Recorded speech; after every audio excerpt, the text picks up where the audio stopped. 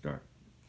Hi, Maddie. It's Nana again. Poppy and I enjoyed seeing you and getting to sing Hot Dog on the phone today. That was a lot of fun. I'm going to read part two of Curious George. So here we go. We left off last time where George had had a good meal and a good pipe, or his man had a pipe, and George felt very tired. He crawled into bed and fell asleep at once. And we are wondering what's going to happen. So let's see. The next morning, the man telephoned the zoo. George watched him. He was fascinated. Then the man went away. George was curious. He wanted to telephone too. 1, 2, 3, 4, 5, 6, 7. What fun. There he is on the phone. Ding-a-ling-a-ling! George had telephoned the fire station. The firemen rushed to the telephone. Hello, hello, they said, but there was no answer. Then they looked for the signal on the big map that showed where the telephone call had come from. They didn't know it was George. They thought it was a real fire. Oh my goodness. Hurry, hurry, hurry! The firemen jumped onto the fire engines and onto the hook and ladders. Ding dong, ding dong! Everyone out of the way! Hurry, Ding dong. hurry, hurry! Ding dong. The firemen rushed into the house. They opened the door. No fire! Only a naughty little monkey. Oh, catch him, they cried. George tried to run away. He almost did, but he got caught in the telephone wire.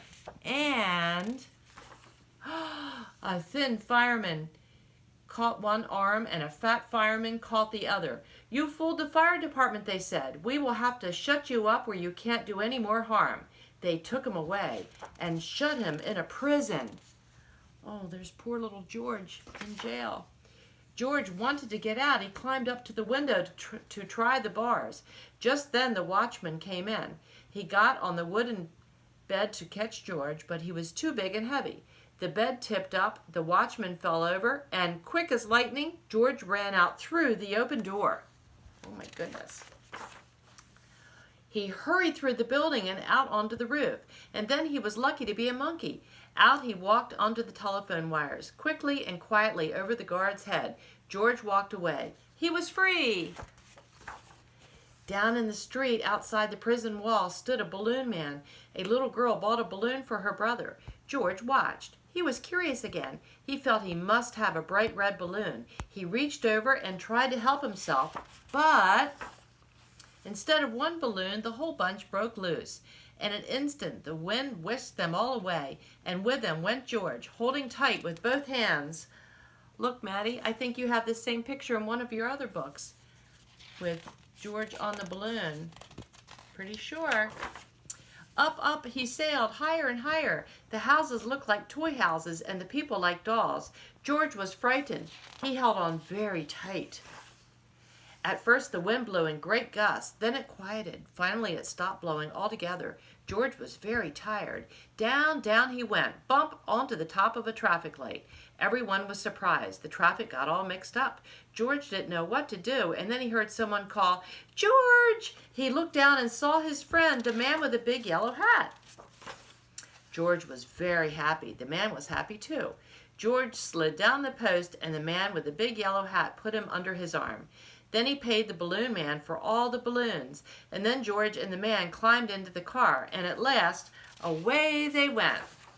To the zoo! What a nice place for George to live. And let's see, there's another picture that we looked at before of him on the telephone pole. And that is the end of George's adventure. Let's do one little thing, Maddie, before we finish. Let's do Incy Wincy Spider. Are you ready? Incy Wincy Spider went up the water spout. Down came the rain and washed the spider out.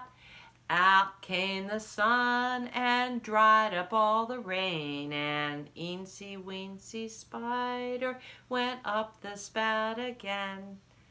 Yay! I love you. Bye.